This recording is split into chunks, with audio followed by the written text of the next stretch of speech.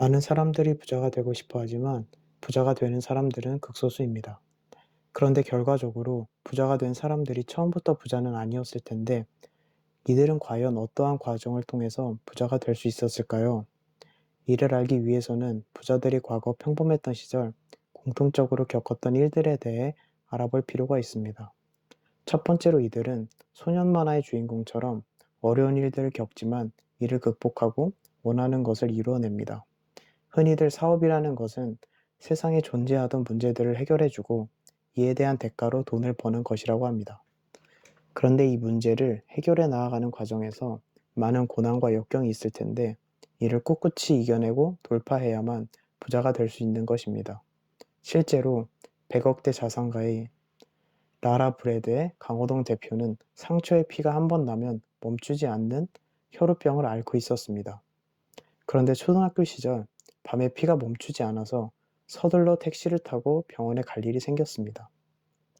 급하게 나오느라 돈을 미처 챙기지 못해서 택시비를 지불하지 못하자 택시 기사가 어머니를 폭행했다고 합니다. 이러한 일을 겪고 난 후 강호동 대표는 가난이 죄라는 생각을 하여 반드시 부자가 되기로 결심하였습니다. 그 이후 고등학교를 중퇴하고 누구보다 치열하게 산 끝에 현재 자산가가 될 수 있었습니다. 과연 얼마나 많은 사람들이 강호동 대표와 같은 상황에 처했을 때 이렇게 행동할 수 있었을까요? 이렇듯 자수성가형 부자들은 힘든 일이 닥쳤을 때 주저하지 않고 이를 돌파해 나아가는 힘을 가지고 있습니다. 또한 이러한 힘든 시기가 중요한 이유는 이 시기에 자기 자신을 돌아보는 계기가 되기 때문입니다. 남들이 나를 어떻게 생각할까와 같은 사회적 시선을 배제하고 자신에게 있어서 무엇이 가장 중요한지 처음으로 진지하게 생각해 보는 것이죠. 물론 이는 다시는 떠올리기 싫은 경험일 테지만 장기적으로 보았을 때 자기 자신의 인생 목표를 명확하게 확립할 수 있는 계기가 됩니다. 마치 관역을 향해 정조준한 화살과 같이 말이죠. 이는 자기 내면에서 나온 동기부여이기 때문에 다양한 사회적 시선으로부터 자유로워져서 외부로부터 온 동기부여와는 그 힘이 다릅니다. 누가 시켜서 하는 것이 아니라 스스로 그렇게 하기로 결정했기 때문에 고난과 역경을 이겨내고 원하는 바를 이루어낼 수 있는 것입니다. 단순히 부자가 되었으면 좋겠다가 아니라 어떻게 해서든 반드시 부자가 된다 라는 결심을 하게 되고 행동으로 옮기는 것입니다. 이러한 마음가짐을 갖게 되면 이들은 세상을 바라볼 때 항상 어떻게 하면 부자가 될 수 있는지에 대해 고민을 하며 바라보게 되고 이는 수많은 시도를 할 수 있는 아이디어를 만들어냅니다. 이러한 경험은 우리가 이미 겪어본 것들입니다. 자동차를 사고 싶은 사람은 밖에 나가면 자동차밖에 보이지 않고 신발에 관심 있는 사람은 어딜 가도 신발만 눈에 띕니다. 망치를 들고 있으면 온 세상이 못으로 보인다는 말이 있는데 여러분들이 부자가 되어야겠다는 망치를 들고 있으면 온 세상이 돈이 나오는 아이디어 뱅크가 될 수 있다는 이야기입니다. 물론 망치로 못을 박듯이 바로바로 손쉽게 실행할 수는 없겠지만 이렇게 자신의 목표를 정조준하였다면 다른 것은 눈에 들어오지 않을 것이고 이는 부자가 되는 가장 빠른 길이라고 할 수 있습니다. 두 번째로는 이렇게 명확해진 목표를 더 구체화하는 것입니다. 저는 해상도를 높이는 작업이라고 표현하고 싶은데요.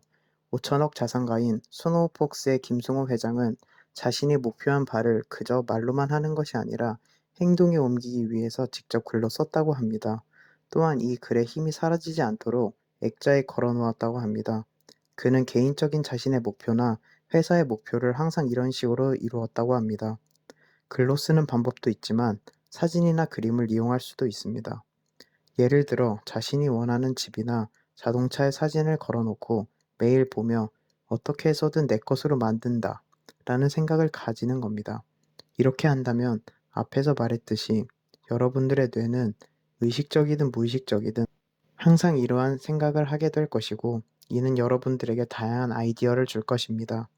우리의 뇌는 현실과 상상을 잘 구별하지 못합니다. 실제로 우리가 공포영화를 볼 때 무서운 이유도 그 때문이죠. 눈에 보이는 것이 현실이 아니라는 것을 알지만 우리는 무서운 상상을 하며 마치 현실인 것처럼 오싹한 기분을 느낍니다. 이러한 뇌의 특성을 이용하여 우리는 자기 스스로를 속일 수 있게 됩니다.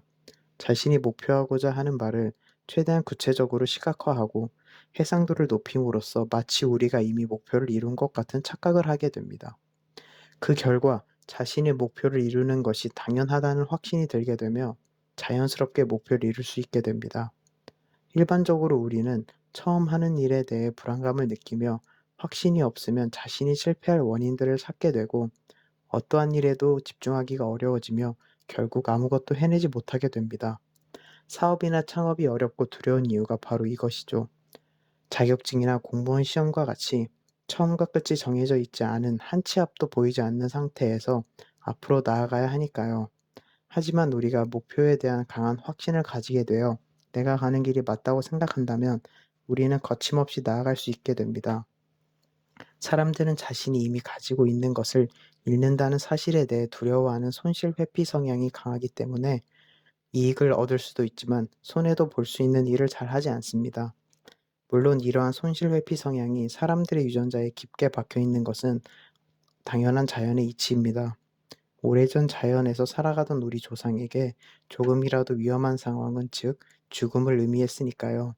맹수에게 잡아먹힌다거나 무언가를 잘못 먹고 죽는 경우가 빈번했습니다. 하지만 우리가 살고 있는 현 시대는 이러한 손실 회피 성향을 극복하고 많은 도전을 해보아야 기회를 잡을 수 있습니다. 결국 목표에 대한 구체적인 시각화 혹은 해상도를 높이는 작업을 통해 우리는 손실 회피 성향을 극복해야 하는 겁니다. 물론 어떻게 상상하는 게 현실이 되냐라고 생각할 수 있지만 수많은 부자들이 자신이 이 방법을 통해 부자가 되었다고 말하고 있습니다. 어려운 일도 아니니 한 번쯤 해볼 만하지 않을까요? 마지막으로 부자들의 공통점으로 항상 손꼽히는 것이 있는데요. 바로 책을 많이 읽는 것입니다. 부자가 되기 위해서는 세상에 존재하는 수많은 문제들을 해결해 내야 하는데 책은 우리에게 수많은 경험을 제공함으로써 우리들을 올바른 길로 인도해 줍니다. 실제로 워렌 버핏은 90세가 넘는 나이임에도 매일 책을 읽는다고 하며 일론 머스크가 세운 수많은 기업들의 밑바탕에는 그가 책을 통해 독학한 공학적 지식들이 녹아 들어가 있습니다.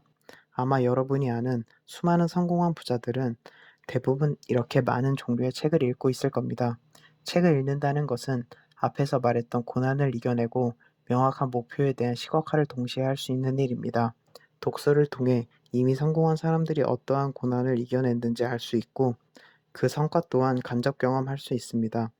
이렇게 독서를 꾸준히 하다 보면 자연스럽게 여러분들의 시야가 성공한 사람들의 시야에 맞추어지고 그들과 동일선상에서 세상을 바라볼 수 있게 됩니다. 이러한 독서의 효과를 거인의 어깨에 올라타라라고 표현하기도 합니다. 성공한 사람들을 거인이라고 표현하며 그들의 책을 읽는다는 것은 그들의 어깨에 올라타 더 넓은 시야를 가지고 세상을 바라보는 것과 같다는 말이죠. 그들의 시행착오를 간접 경험함으로써 앞으로 발생할 다양한 문제들에 대한 올바른 답을 찾아낼 수 있습니다. 이미 시급이 남들의 월급을 상회하는 부자들조차 책을 달고 다니는 사람들이 많으니 책이 얼마나 중요한지는 더 이상 말할 필요가 없을 것 같습니다. 그만큼 성공한 사람들이 그 귀중한 자신의 시간을 독서에 투자한다는 사실만으로도 우리가 책을 읽을 이유는 충분하죠. 지금까지의 저의 영상이 여러분들이 독서를 쉽게 하는 데 도움이 될 것이라 생각합니다. 제가 지금까지 한 말 중 대부분이 책에서 나온 것이기 때문입니다. 지금까지 영상을 봐주셔서 감사합니다.